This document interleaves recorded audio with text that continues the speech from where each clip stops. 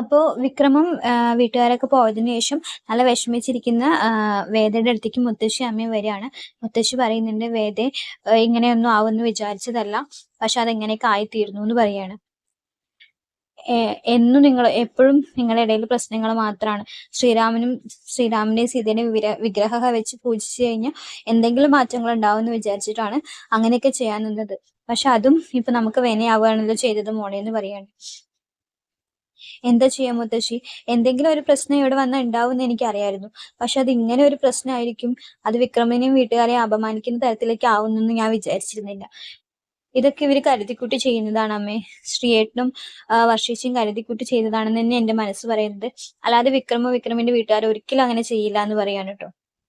മുത്തശ്ശിയും അമ്മയും പറയുന്നുണ്ട്, അത് ഞങ്ങൾക്ക് അറിയാലോ, വിക്രമിനെയും വീട്ടുകാരെയും ഞങ്ങൾക്ക് അറിയുന്നതല്ലേ. അവരൊരിക്കലും അങ്ങനെ ചെയ്യുന്നത് ഈ വീട്ടിൽ ആരും വിശ്വസിക്കില്ല. നീ അതോർത്ത് വിഷമിക്കണ്ട. വിശ്വസിക്കില്ല എന്നല്ല അമ്മേ, നിങ്ങളുടെ എല്ലാവരുടെ മുന്നിൽ ഇപ്പൊ മാഷും കുടുംബവും അപമാനിക്കപ്പെടുകയല്ലേ ചെയ്തത്. തല കുനിച്ചിറങ്ങി പോകേണ്ടി വന്നില്ലേ അവർക്ക്. അത് ഞാൻ കാരണം.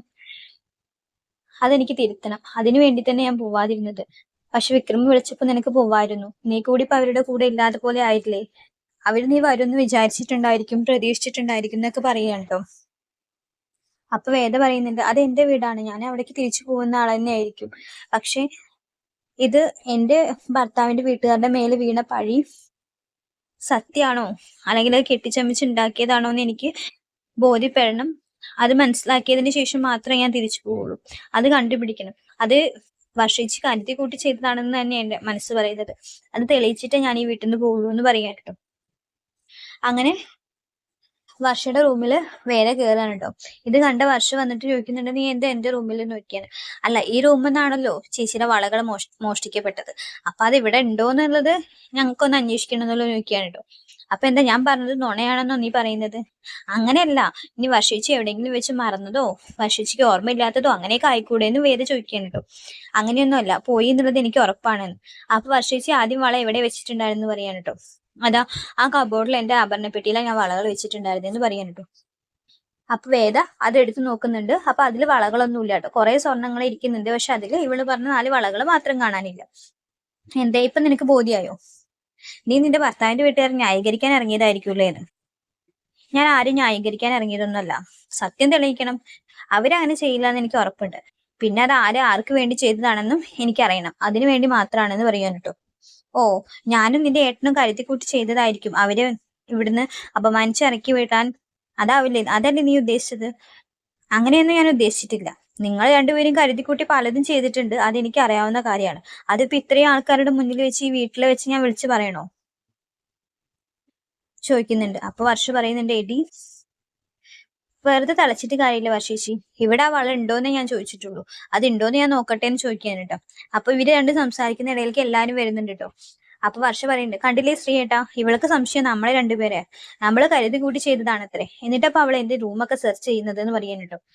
അപ്പൊ ശങ്കരനാരായണൻ പറയുന്നുണ്ട്, എന്താ മോളെ നീ ചെയ്യുന്നത്? ഒന്നുമല്ല അച്ഛാ, വള ഇവിടെ നിന്നല്ലേ മോഷ്ടിക്കപ്പെട്ടത്. അപ്പൊ അത് ഇവിടെ തന്നെ ഉണ്ടോ, അത് വർഷേച്ചി എവിടെയെങ്കിലും വെച്ച് മറന്നതാണോ എന്ന് അറിയാൻ വേണ്ടി ഒന്ന് നോക്കിയതേ ഉള്ളൂ എന്ന് പറയാൻ കേട്ടോ.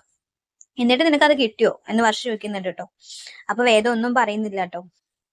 പിന്നെ റൂമിൽ നിന്ന് ഇറങ്ങാൻ നിന്ന് വേദ ഒന്നും കൂടി തിരിഞ്ഞിട്ട് അവരുടെ മേശയുടെ വലിപ്പിലൊന്ന് നോക്കാൻ കേട്ടോ. വലിപ്പ് നോക്കിയപ്പോ ഞെട്ടിപ്പോവാൻ കേട്ടോ വേദ. അപ്പൊ വലിപ്പ് തുറന്നതും വർഷയെ പേടിക്കുന്നുണ്ട് കേട്ടോ. കണ്ടില്ലേ അച്ഛാ, മുത്തശ്ശി നോക്ക്, എല്ലാരും നോക്ക്, അമ്മയും നോക്ക്, ഇതാ വർഷേച്ച് കാണാനില്ല എന്ന് പറഞ്ഞ ആ 4 വള. ഇതാണോ ശ്രീജയെടുത്ത് എടുത്തു പറഞ്ഞ 4 വള? വർഷം ഒന്നും മിണ്ടാതെ നിൽക്കാണ് കേട്ടോ. അപ്പൊ ശങ്കരനാരായണൻ ചോദിക്കുന്നുണ്ട്, വർഷേ ആ വളകളാണോ നീ കാണാനില്ല എന്ന് പറഞ്ഞത് എന്ന് ചോദിക്കാണ് കേട്ടോ. അതച്ഛാ, എനിക്ക് ഓർമ്മ ഉണ്ടായിരുന്നില്ല അവിടെ വെച്ചത് എന്ന്. ഓ, അപ്പൊ നീ മനഃപൂർവ്വം ചെയ്തത് തന്നെയാണല്ലേ? മുത്തശ്ശി പറയുന്നുണ്ട്, ഇത്രയും വേണ്ടായിരുന്നു വർഷേ. അവരെയൊക്കെ വിളിച്ചു വരുത്തി അപമാനിച്ചു വിടാൻ വേണ്ടിയിട്ട് നീ ഇങ്ങനെ ഒരു രീതി തെരഞ്ഞെടുക്കണ്ടായിരുന്നു. അവരൊക്കെ നിന്നോട് എന്ത് തെറ്റ് ചെയ്തിട്ടാടി? അത്രയും നാണം കേട്ടിട്ടല്ലേ അവര് വീട്ടിൽ നിന്ന് ഇറങ്ങിപ്പോയത്?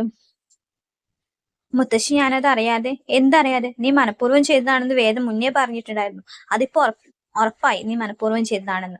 അപ്പൊ അമ്മയും പറയുന്നുണ്ട്, വർഷ നീ ഇത് ചെയ്യണ്ടായിരുന്നു. ഇത്ര ഞാൻ നിന്റെ അടുത്തൊന്നും പ്രതീക്ഷിച്ചിട്ടുണ്ടായിരുന്നില്ല എന്ന് പറയാൻ കേട്ടോ. ആ ശ്രീചേട്ടത്തി കരഞ്ഞിട്ടാണ് ഇവിടുന്ന് ഇറങ്ങിപ്പോയത്. അത് ഈ വർഷേച്ചി കാരണം. എന്തിനായിരുന്നു ആ പാവത്തിന്റെ മേലെ ഈ കുറ്റം ചാർത്തിയത്? നിങ്ങൾക്ക് എന്താ? ഞങ്ങൾ സന്തോഷായിട്ട് സമാധാനായിട്ടും ആ വീട്ടിൽ ജീവിക്കുന്നത് നിങ്ങൾക്ക് കാണാൻ പറ്റുന്നില്ല അല്ലെ? എന്നെ വിക്രത്തിനെ പിരിക്കാൻ വേണ്ടിയിട്ട് ചെയ്തതൊന്നും മതിയായില്ലേ? അച്ഛനോട് ഞാൻ പറയണ്ടാന്ന് വിചാരിച്ചിരിക്കുകയായിരുന്നു.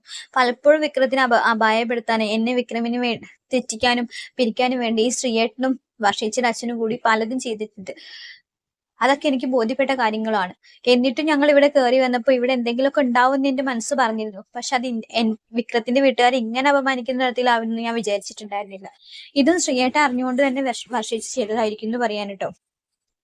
അപ്പൊ ശങ്കരനാരായണൻ ശ്രീകാന്തിന്റെ മുഖത്ത് നോക്കി പറയുന്നുണ്ട്, ഇത്രയും കാലം നീ പലതും അവർക്ക് എതിരായി ചെയ്തു എന്ന് ഞാൻ അറിഞ്ഞിട്ടുണ്ടായിരുന്നു. പക്ഷെ അതൊന്നും ഞാൻ നിന്നോട് ചോദിച്ചിട്ടില്ല. പക്ഷെ ഇത് നീ അറിഞ്ഞിട്ട് ചെയ്തതാണെന്ന് തന്നെ എന്റെ മനസ്സ് പറയുന്നത്. അത് വേണ്ടായിരുന്നു ശ്രീകാന്തെ. ഒന്നുമില്ലെങ്കിൽ ഇവിടെ നിന്റെ പെങ്ങളല്ലേ.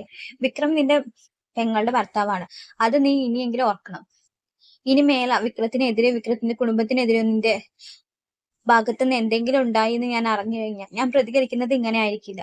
ഇപ്പൊ നിരപരാധിയായ ഒരു വീട്ടുകാരെ വെറുതെ അപമാനിച്ചിറക്കി വിട്ട പോലെ ആയില്ലേ. അവരത് ചെയ്യില്ല എന്നുള്ള ഉറപ്പ് എനിക്കും ഉണ്ടായിരുന്നു. അവരങ്ങനത്തെ ഒരു വീട്ടിൽ ജനിച്ചവരോ അങ്ങനെ ഒരു വീട്ടുകാരോ അല്ല, അങ്ങനെ ഒരു കുടുംബക്കാരോ അല്ല. അവരെ അങ്ങനെ അപമാനിച്ച് ഇറക്കി വിടാൻ മാത്രം നിനക്ക് അവരോട് എന്താ പക? ഇപ്പൊ തെറ്റുകാരി ആരാ? നിന്റെ ഭാര്യ തന്നെ ആയിരുന്നില്ലേ? കരുതി കൂട്ടി ഓരോന്ന് ചെയ്തിട്ട് ഇനിയും നിങ്ങളൊക്കെ എന്നാ പഠിക്കുക? ഇനി മേല ഇങ്ങനെ എന്തെങ്കിലും ആവർത്തിച്ചു കഴിഞ്ഞാൽ നീയും നിന്റെ ഭാര്യയായിരിക്കും ഈ വീട്ടിൽ നിന്ന് പുറത്തു പോകേണ്ടി വരിക എന്ന് പറയാൻ കേട്ടോ. അങ്ങനെ ശങ്കരനാരായണനെ കയറി പോവാണ്. എന്നിട്ട് വേദയുടെ വീട്ടിലേക്ക് പോവാൻ വിക്രത്തിന്റെ വീട്ടിലേക്ക് പോകാൻ തയ്യാറെടുത്തോണ്ടിരിക്കുമ്പോ റൂമില് പെട്ടിയൊക്കെ പാക്ക് ചെയ്യുമ്പോൾ ശങ്കരനാരായണൻ വരുന്നുണ്ട്. എന്നിട്ട് ചോദിക്കുന്നുണ്ട്, നീ പോവാറായോ ചോദിക്കാണ്. അതെ അച്ഛൻ, ഞാൻ ഇറങ്ങുകയാണ്.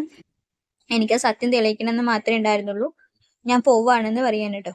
അപ്പോ അയാൾ പറയുന്നുണ്ട്, ഞാൻ നിന്നെ കൊണ്ടാക്കാം, ഞാനും വരുന്നുണ്ട്, എനിക്ക് അവരോട് മാപ്പ് പറയണം. എന്റെ വീട്ടിൽ വന്നിട്ട് അവർ അപമാനിക്കപ്പെട്ട് ഇറങ്ങിപ്പോയത് എനിക്കാണ് മോശം. അത് ഞാൻ തിരുത്തിയേ പറ്റുള്ളൂ. ഞാൻ വരുന്നുണ്ട് നിന്റെ കൂടെ. ഞാൻ അവന്റെ അച്ഛനോട് വിക്രത്തിനോടും എനിക്ക് മാപ്പ് പറയണം. അപ്പൊ വേദയ്ക്ക് നല്ല സന്തോഷമാവുന്നുണ്ട് കേട്ടോ. അങ്ങനെ ശങ്കരനാരായണൻ ഇവളുടെ കൂടെ വിക്രത്തിന്റെ വീട്ടിലെത്തുന്നുണ്ട്. അപ്പൊ മാഷ് പുറത്തിരിക്കുന്നുണ്ട്. മാഷിനോട് കാര്യങ്ങളൊക്കെ പറഞ്ഞ് മാപ്പ് പറയുന്നുണ്ട്. അതൊരു തെറ്റിദ്ധാരണയായിരുന്നു, വളകൾ തിരിച്ചു കിട്ടി, ക്ഷമിക്കണം എന്നൊക്കെ പറഞ്ഞിട്ട് മാപ്പൊക്കെ പറയുന്നുണ്ട്. അത് മാഷിനും സന്തോഷമാവുന്നുണ്ട്. ഇത്ര കാലം വേദയുടെ അച്ഛന്റെ ഭാഗത്തുനിന്ന് ഒരു തരത്തിലുള്ള വർത്തമാനങ്ങളോ അല്ലെങ്കിൽ വേദന കാണാൻ വല്ലോ ഇങ്ങനെ ഒരു ബന്ധത്തിൽ താല്പര്യമുള്ള പോലെയുള്ള ഒരു താല്പര്യം പ്രകടിപ്പിക്കലോ ഒന്നും ഉണ്ടായിട്ടില്ല. അത് കഴിഞ്ഞ് ഇങ്ങനെ ഒരു സിറ്റുവേഷനിൽ ശങ്കരനാരായണൻ തന്നെ വീട്ടിലെത്തി തന്നോട് മാപ്പ് പറഞ്ഞപ്പോൾ അത് മാഷിനും സന്തോഷമാവുകയാണ്. അപ്പൊ നല്ല എപ്പിസോഡ്സ് ആണ് വരാൻ പോകുന്നത്. അപ്പൊ വീഡിയോ ഇഷ്ടമായി കഴിഞ്ഞാൽ എല്ലാവരും ലൈക്ക് ചെയ്യണം, സബ്സ്ക്രൈബ് ചെയ്യണം. താങ്ക്